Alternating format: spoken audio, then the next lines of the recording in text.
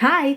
This character study video will be from John Gwynne's Malice. This is the first book from the Faithful and the Fallen series. There will be spoilers, but only from the first book. Also, how pretty is this cover? So let's talk about our boy, Corbin. While he is not the first point of view character that we meet in the book, he is one of the main ones, and I think he's the second main point of view character that we do meet.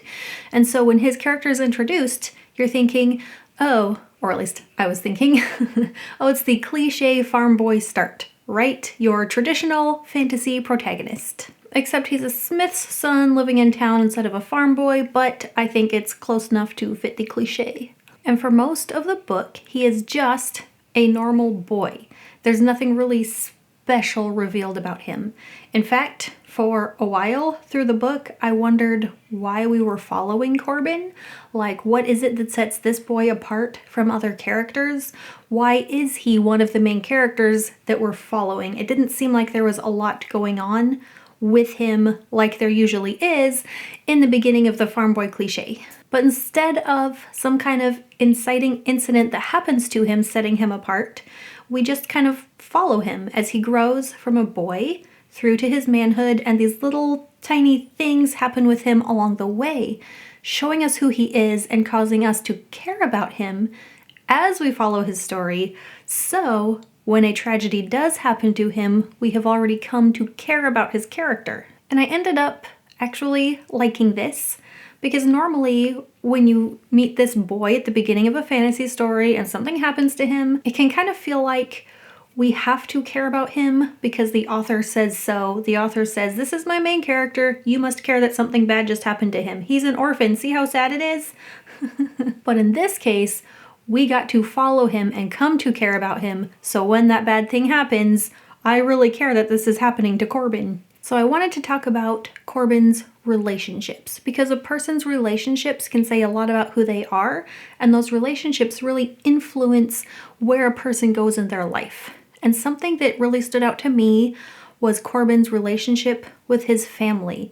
He is not your cliché orphan, nor do his parents die at the beginning of this book. Corbin has a very positive relationship with both of his parents. You can see the love and support. You can see that at the age that this story takes place, they're allowing him some freedom to actually grow while still being protective of him because he is their baby after all. But I felt like his family dynamic had a really good balance going on to it. Even his relationship with his sister, Kywin, they had some normal sibling stuff. She went and jumped in and protected him when he didn't want her protecting. He already struggles with feeling like a coward, and he's not strong enough to stick up for himself, and here she comes rushing in to do it for him, and that just makes him feel so much worse. But he's able to see past it and get over it, and he and his sister remain close through the book. And he has some very different relationships around him with the boys his age, Rafe and even his father being the bullies, causing stress and anger and tension. And then you have his friends Dath and later on Farrell, however you say that. There wasn't a lot of time in the book spent developing his friendships, but you can see that there is some closeness.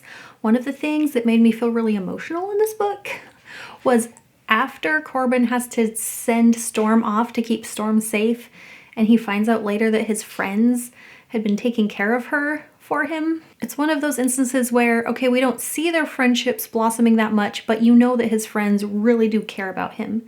And you see them supporting each other and encouraging each other and kind of defending each other against the bullies in their lives. And not every hero we read about in a story has that in their life. And I really love that Corbin has so many positive relationships around him. Oh, don't forget about Gar. Gar, with his mysterious past, why does he know anything about weapons and fighting? Why does he have this strange limp? Why don't we really know much about his past? I like this mysterious character in his life. It's different than what you might normally see with like the old magical wizard person. We get a little bit of that feel from Brina the witch.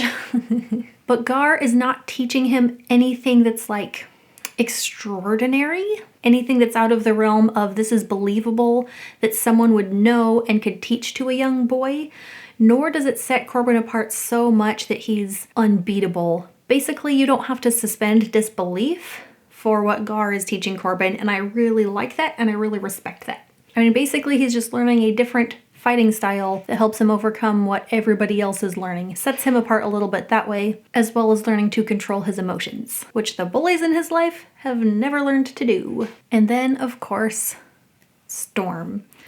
And Storm, being in Corbin's life, is a different relationship than anyone else because that feeling of fierce protectiveness goes both ways for them. Corbin showed his courage and his care for those who are weaker by rescuing the wolf's mother in the first place and by stepping in to rescue Storm herself.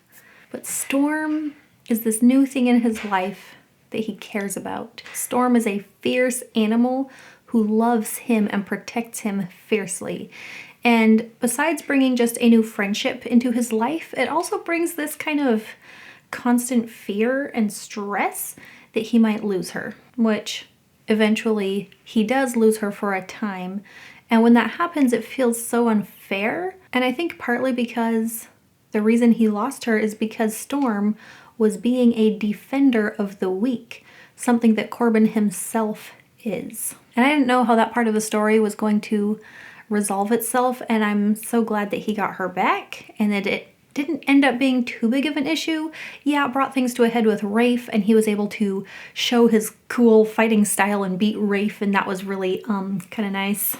But he beats Rafe in a fair fight, and it feels earned by this point.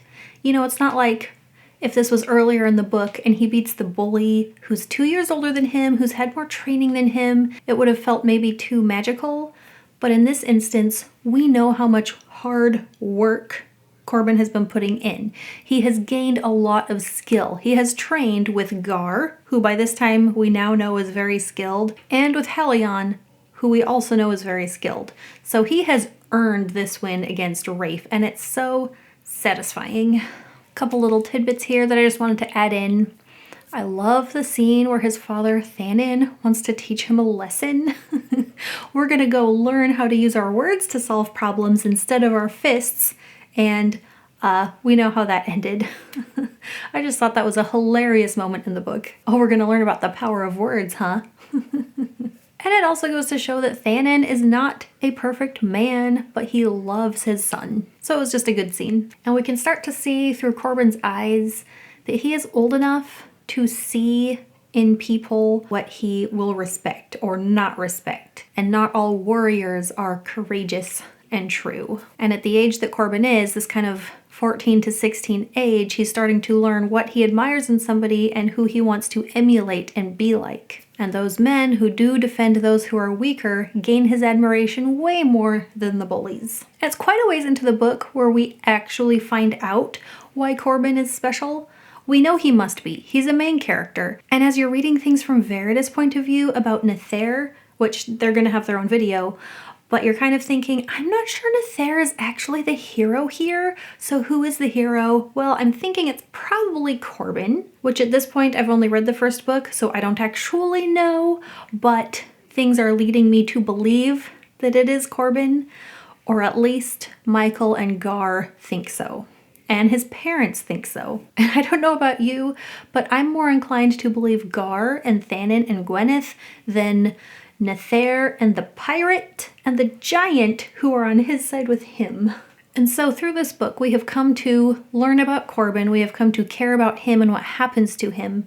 And then, you know, the big tragedy and the big bloodbath at the end happen. And time is not really given to Corbin or to us who are reading this to process the feelings of what has just happened and who has just died. I knew from reading people commenting about this book that people die and some people felt like it's unnecessary death. So through this book, I'm thinking, okay, who do I need to not get too attached to? Because somebody's gonna die, who's it gonna be? But in real life, you don't know who's going to die when. So it's more realistic in a book if you don't know who it's going to be, I guess. I mean, I'm never happy about it. But Corbin doesn't have time to think about it or to process what's going on. They need to flee, they need to get out, they need to go find a safe place to take the princess to and protect her. And Gar and Gwyneth need to get Corbin out and protect him. Corbin doesn't know that yet. He thinks they're just out to protect the princess. And when the book ends, Corbin doesn't know his supposed destiny. His mother and Gar have not revealed this to him. So, how do we think finding out something like this is going to affect him or change him? Because we could see how this knowledge corrupted Nether. Now, I don't think Corbin is the type of guy that Nether is, so I don't see Corbin really getting corrupted, but he does care a lot about people and the way he wants to defend the weak, which we have seen. This could put a lot of pressure on him, thinking, oh, I'm supposed to be the hero? What? Now I have to protect everybody? I could see Corbin being the kind of guy where this just adds an extra weight to his life. But we'll see. I have yet to read Valor, but I am looking forward to it. Subscribe to this channel for more fantasy character study videos. You can follow me on Instagram or Twitter, and I will see you next time. Bye!